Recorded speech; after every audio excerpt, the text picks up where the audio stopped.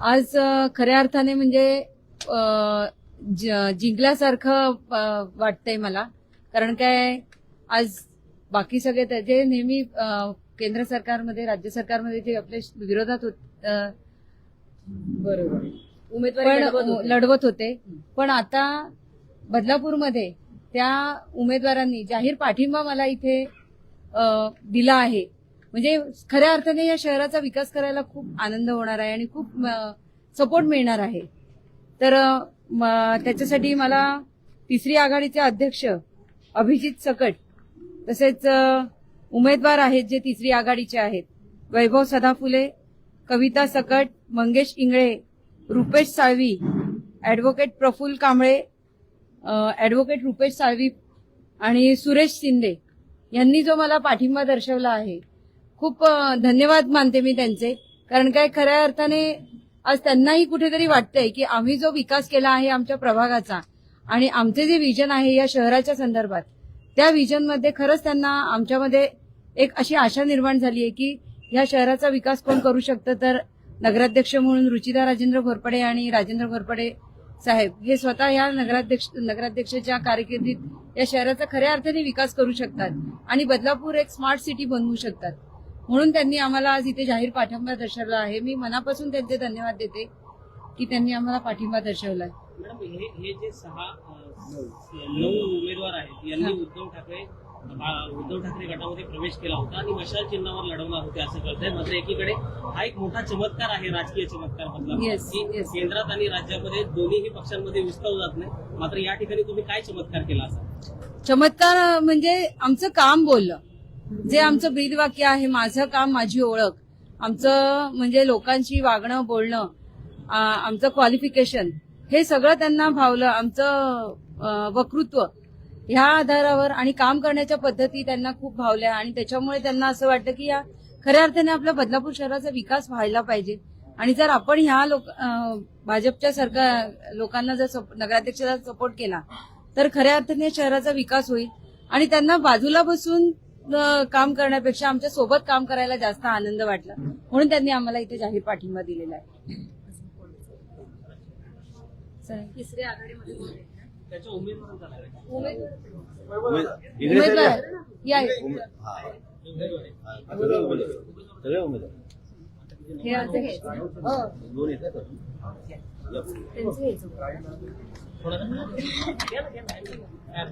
माझे घ्या नंतर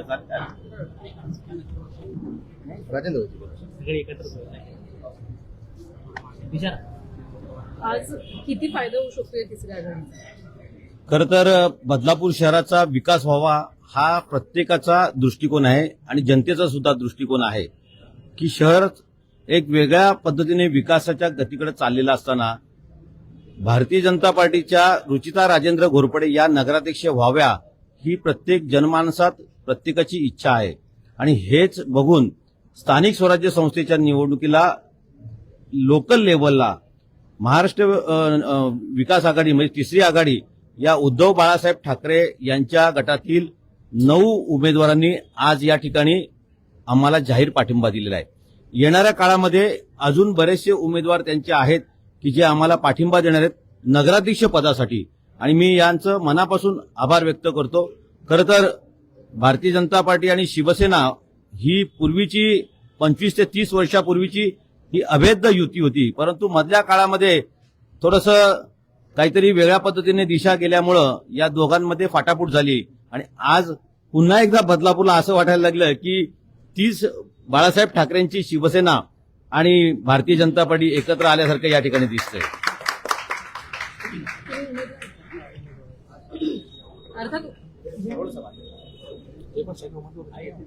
अर्थात उमेदवारी लढवणार होता. एक वेळ अशी होती की सोशल मीडियावरती तुमचे नेहमीच व्हिडिओ पाहायला मिळायचे आणि यांच्यावर तुम्ही भ्रष्टाचाराचे आरोप करायचे आणि आज त्यांनाच तुम्ही पाठिंबा देताय. काय आता अचानक काय दिसलं तुम्हाला? नाही, अपेक्षित प्रश्न होता आणि मला माहिती होतं की सगळ्यात जास्त मलाच घेरलं जाणार. नाही, पण ठीक आहे. कसं असतं बघा, काही गोष्टींचं आपण काही गोष्टी करत असतो, राजकारण पलीकडे असतं. जसं मगाशी मी माझ्या भाषणात सुद्धा म्हटलं, राजकारण पलीकडे असतं आणि काही गोष्टी ज्या आपण प्रॅक्टिकली करतो त्या गोष्टी वेगळ्या असतात. आता राहिला प्रश्न बघा, आताही मी स्पष्ट करतो, मी एक वेगळ्या विचारधारेचं व्यक्तिमत्व आहे, भाजपची विचारधारा वेगळी आहे. आम्ही आताही सांगितलंय की आम्ही इथे आणि तुम्ही आज सुरुवातीला जे म्हटलं की तुम्ही उमेदवार होतात नाही, मी आताही उमेदवार आहेच. प्रभाग क्रमांक 8 म्हणून आताही माझी लढत भाजप आणि शिंदे सेनेसोबत आहेच. ते चेंज नाही होणार आहे. आम्ही हा निर्णय जो घेतलाय, हा निर्णय आम्ही तिसऱ्या आघाडी मार्फत घेतला गेलाय आणि हा निर्णय आम्ही यासाठी घेतला कारण की जे 5 उमेदवार आम्ही जेव्हा पाहतो नगराध्यक्ष पदासाठी, बरोबर आहे, तर त्याच्यामध्ये कुठेही आम्हाला 1% सुद्धा बदलापूरकरांच्या फ्युचर बद्दल, बदलापूरकरांच्या पुढच्या 5 वर्षाच्या भविष्याबद्दल आम्हाला रिस्क घ्यायची नव्हती. आम्हाला अपेक्षा भरपूर होत्या. तिसऱ्या आघाडी जेव्हा आम्ही स्थापन केली, आम्हाला अपेक्षा भरपूर होत्या की सर्वसामान्यांनी ज्यांनी आतापर्यंत ज्यांचं शोषण झालं, ज्यांना आतापर्यंत त्रास झाला, ते कुठे ना कुठेतरी पुढे येतील. परंतु आम्ही आमच्यापर्यंत पूर्ण प्रयत्न केला. आम्ही तसे उमेदवार सुद्धा तयार केले. आज तुम्ही जर पाहाल ना, आज जे उमेदवार आमच्या संगती इथे उभे आहेत, त्या उमेदवारांनी कधी उमेदवाराचे स्वप्न सुद्धा पाहिले नसतील, परंतु जनतेसमोर आम्ही ते उमेदवार आज प्रत्यक्षात उभे केलेत. त्याच्यामुळे हा आमचा पहिला विजय होता. दुसरा आमचा विजय हा झालाय की आम्ही शहराला हे आव्हान करतोय की जे आमचे उमेदवार आहेत तिकडे तुम्हाला बटन दाबायचं, आमच्या उमेदवार तुम्हाला जिंकवायचं आहे. लढवणार आहे तुम्ही. निवडणूक सगळेच लढवणार आहोत. फक्त नगराध्यक्ष पदासाठी आमचा जाहीररित्या पाठिंबा जो आहे हा आपल्या रुचिताताईंना असणार आहे. ह्याचं मुख्य कारण असं की त्यांच्याच वॉर्डमध्ये मी राहतो. आरोप प्रत्यारोप आतापर्यंत भरपूर आमचे झाले, जसं मगाशी सुद्धा म्हटलं मी, आरोप प्रत्यारोप भरपूर झालेत. तो पार्ट ऑफ द राजकारण असतं, परंतु जेव्हा विषय होतो तो पार्ट हे झाला ते एरियापुरतं झालं. आता हा विषय शहराचा आहे.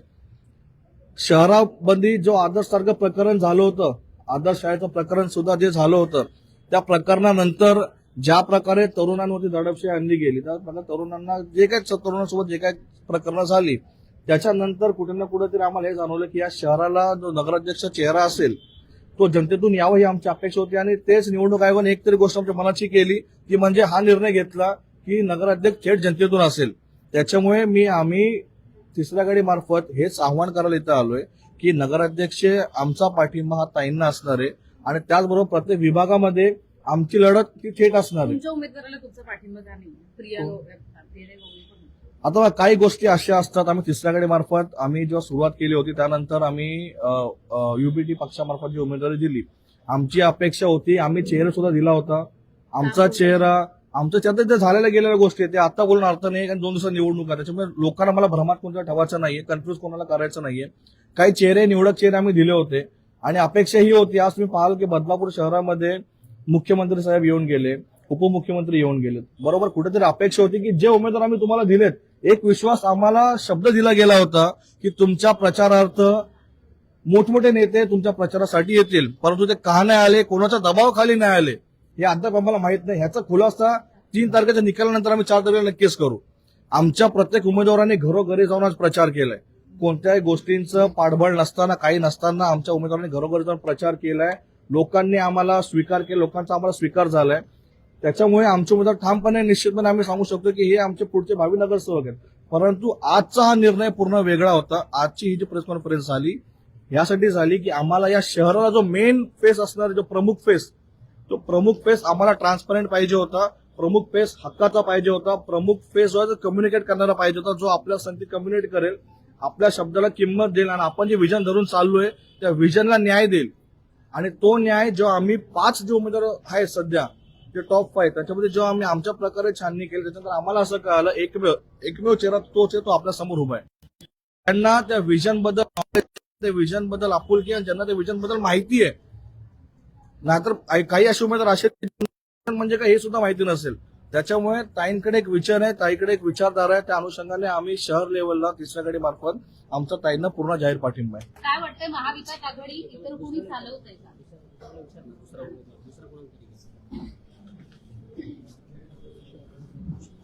घ्या ना. प्रश्न ऐका ना, थोडस बसू, थोडस मागे सांग.